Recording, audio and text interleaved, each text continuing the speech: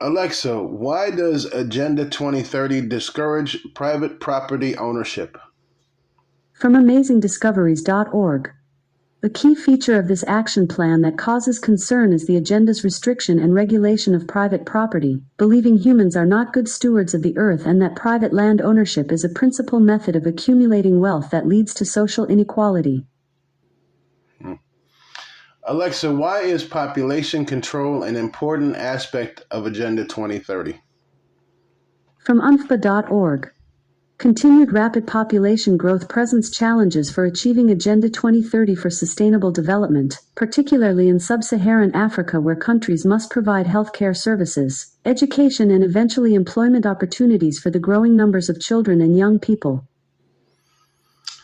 Alexa, how do zones for economic development and employment zones create private governments? From appnews.com.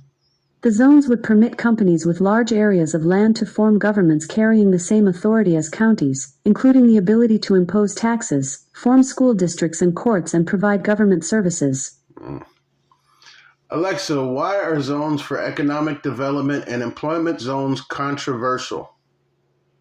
From UNCTAD.org.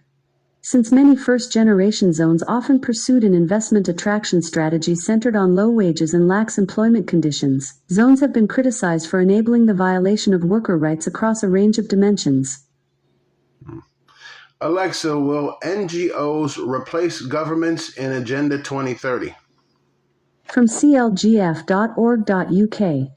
The final 2030 Agenda for Sustainable Development lists local authorities as key development actors to partner with national government to take the agenda forward, and when referring to government, the goals talk of government at all levels. Alexa, what action plan was created during the first Earth Summit in 1992? From gdrc.org.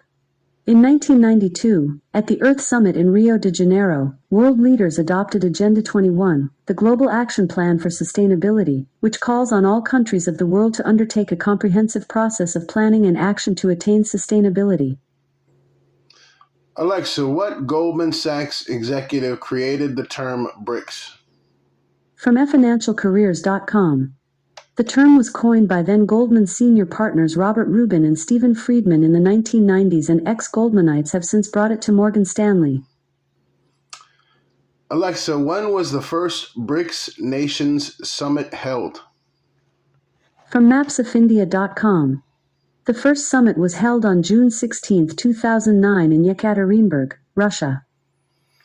Alexa, how involved are the BRICS nations in Agenda 2030?